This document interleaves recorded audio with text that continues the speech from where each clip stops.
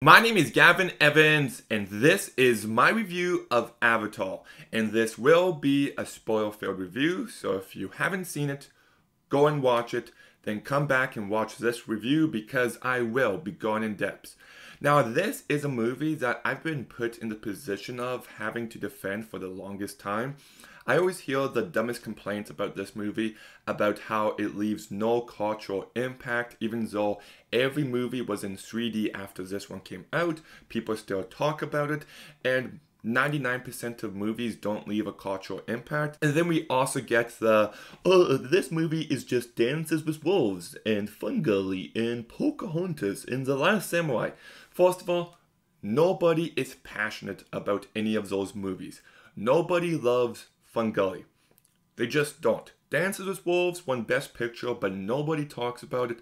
Pocahontas is universally agreed to be one of the weaker Disney movies, and I really like The Last Samurai, but it's not a classic by any means. So people are just pretending to care about those movies, and every movie takes inspiration from other movies. You know, you've got The Seven Samurai, which leads to the Magnificent Seven, which lots of people love, and they're not just like, oh, it's just like Seven Samurai. And that leads to Star Wars, or you can do every single romantic comedy, like every movie does it. Every single one. It's about whether or not you can make those ideas or those things that you take from other movies and make them feel new here. Some movies pull it off, others don't. And I think this one certainly does, and to make the claim that this movie isn't original is just completely disingenuous. This movie showcases a whole new world. It created its own species, its own language, its own culture, its own religion. And the movie is you getting to know all of that. And you're just trying to make it seem like it's any other movie.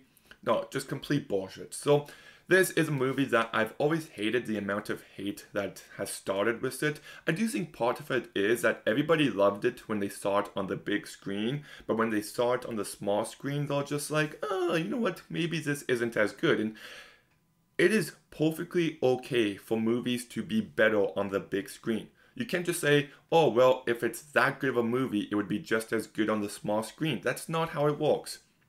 You know, this is a really weird comparison I'm going to make here. Oz the Great and Powerful in IMAX 3D was simply one of the best theatrical experiences I've ever seen in my life.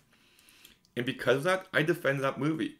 I can watch it now on DVD and see all the issues I have with it, and that it's not a great screenplay, but I'll never forget the first time I saw that movie in just all of its glory on the big screen. So it's perfectly valid to say a movie is made for the big screen. It really is. So yeah, I really don't like the amount of hate this movie gets now. And I do want to say that I think it's super cool that this is the highest grossing movie of all time. An original sci-fi movie. Like, I just think that's really awesome. So there's that. But when this movie first came out, I actually didn't really see it on the big screen. Like, I went to theaters to see it, but my small town had a very grungy, dirty, small theater. There was no 3D, the sound wasn't great, it's not the best theater, so that's the only way I saw this movie. So when I heard they were re-releasing it in IMAX 3D, I was just like, oh my goodness, I finally get to see this movie the way I always wanted it to. To see it in a huge IMAX screen with surround sound and in 3D, I was so excited. Like, no joke, I was more excited to see this movie than I was to see most original movies that came out this year. And after seeing it in IMAX 3D, it's just a totally different experience seeing it like this. It's just a work of art. The visual effects hold up bar none. I will say that I don't think the 3D is as good as people say. I think it's really good 3D. It definitely adds depth to certain moments. It pops out when needed. I just don't think it was present for as much of the movie I would have liked it to be. But it's still great, and just the visuals in this movie are beautiful.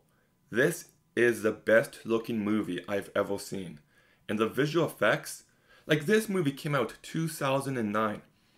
And when you look at movies that come out recently, like Thor, Love and Thunder, Doctor Strange 2, What's another big budget movie that came out recently? Bullet Train, Jurassic World Dominion. Like, what is happening to movies when this came out so long ago and it looks so much better? And you can tell there was so much attention given to this movie. And just the amount of depth and texture on screen at all times.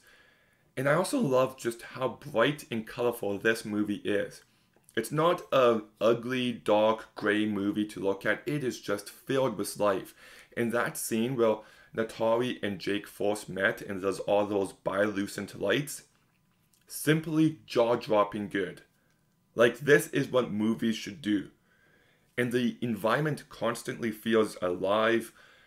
The floating mountains look incredible. I love the atmosphere this movie has. And it just captures a sense of awe and wonder that's so desperately needed in movies nowadays. I love the design of the creatures. I love the design of the plants. Like, just the ones where Jake puts his hand on and they just shrink like that. I love that. And the visual effects on the Na'vi look incredible. And the fact that the performances really come through, this movie is just visually a masterpiece. It's undeniable. And to just see it on the big screen, it just makes me love this movie even more. And the sound design is also great. It's just, the craftsmanship of this movie is just as perfect as it gets. But on top of that, I do think you have a legitimately great, accessible story. It's used as a way to introduce us to this world, to this species, to everything's going on. And I love how as Jake comes to understand and love the religion and the culture of the Na'vi, so do we. It adds an immersive element to it. But when emotional weight is needed, it's definitely there. That destruction of home tree sequence, you just feel the weight of this civilization has crumbled. So it's not void of any emotion. And I really like the relationship between Jake and Natari. I think it's built up to incredibly well. And when they're just talking and she's like, oh, you gotta marry someone, there's this person. And he's just like, yeah, but I'm not gonna go for her. Well, there's this person. No.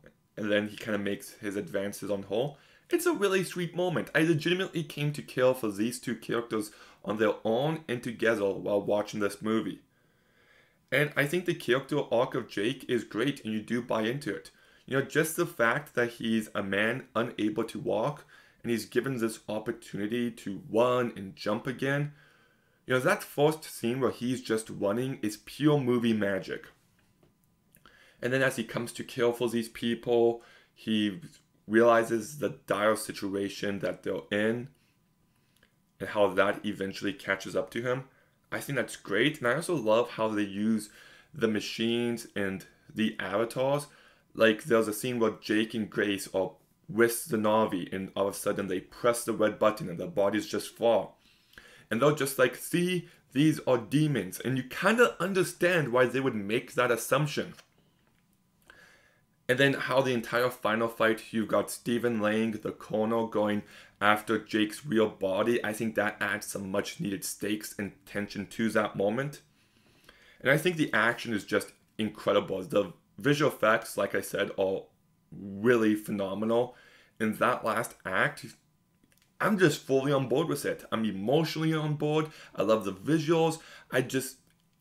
It's really great stuff. And then we also get these scenes where Jake is learning to fly, and it's absolutely incredible. There's scenes where they're climbing up the floating mountains and they're walking underneath a waterfall, and it's just, I can't take my eyes off the screen while watching it. I also think all the performances are really great. Sam Worthington, I'm not the biggest fan of him as an actor. Back during the time where this movie came out, they were trying to make him the next big thing. And I was just like, he doesn't have it. He doesn't have leading man material. But he does in this movie. He has charisma. He hits every beat he needs to hit. He shows a wide range of emotion. And I think he carries this movie incredibly well. This is his best performance. But the best performance in this movie belongs to Zoe Saldana, who I think is so underrated as an actress. Look, I've never been a fan of The Blind Side, but I can say that Sandra Bullock is good in that movie. But truth is, Zoe Saldana deserved the Best Actress Oscar over Sandra Bullock any day of the week. Like, this is an amazing performance, and what she brings to it, you know, you buy her character and everything she does because of her performance. When she's angry, you buy into it. When she shows some warmth and some emotion, you buy into it as well. And I just think that she is just phenomenal here. You've got Sigourney Weaver, who I think is good. I don't think it's a great performance. You've got Michelle Rodriguez, who plays Michelle Rodriguez. She plays the same person in every movie and TV show, but she does fine at it. You've also got Joe David Moore, who's fine. Then you've got Lars Alonso, who I'm just like, oh, I didn't know Mother's Milk was in this movie. I totally forgot that, but he plays Tsu'tey, and I think he does a really good job. You've also got Wes Stody and CCH Pounder, who I think give good performances. You've got Giovanni Ribisi, who's an actor I've always enjoyed, but I was thinking if this movie was made now, they would get Sam Rockwell for this character, but I think he's really good in this movie. And then you've got Stephen Lang, who I think does a great job as a villain. He's intimidating, he's threatening, he has a no-nonsense attitude, which really adds to him, so love all that. And yeah, so the cast does a great job. I haven't mentioned the music by James Horner, but it's absolutely phenomenal. It's such a shame the man passed away because he was just one of the best, and his score here is incredible. It adds magic when needed, it adds a sense of awe and wonder when needed, and I just think it elevates every moment his score is present in, so I love that. If I was to say some negatives for this movie, even though these issues don't really bother me, sometimes the environmental message does feel a bit heavy-handed, but I really don't mind. And the exposition can be a little bit too much in certain moments. Like the scene where Jake is saying that Grace wants to go back because she was kicked out. I feel like that was a little bit too much. Sometimes you should just show and not tell. So that's as many issues as I have with this movie. Like, I just watched this movie last night and it was just one of the best theatrical experiences of my life. This is why I love movies. For things like this, where there's so much creativity and imagination and emotion and world building on display. The craftsmanship is undeniable, and I think you've got yourself a great accessible story with emotion and great characters. You've got great performances. Just everything that James Cameron brought to this movie, I just love. I'm going to go ahead and give Avatar in IMAX 3D a 9 out of 10. One more thing I do quickly want to say is that after the movie, I got some exclusive footage from Avatar 2, and this footage just looks incredible. The way that these underwater sequences look is truly jaw-dropping, breathtakingly good. You know, the trailer for The Little Moment came out a few weeks ago, and I think it looks like a dark, ugly piece of crap, and I have zero interest in it. But then you compare the way that underwater looks in that movie to this one, it's just, wow. And what 3D brought to this scene, the level of depth on display is just incredible. And whenever someone emerges from the water and their head pops up into the surface, the way those scenes looked, I cannot wait for Avatar 2. I think it's going to be a phenomenal movie, and it's going to be truly incredible. And yes, but did you see Avatar in IMAX 3D? Or have you seen it ever? Let me know what you think about it in the comments down below. Make sure you like, make sure you comment, make sure you subscribe. Stay tuned for some more videos soon, and Gavin out.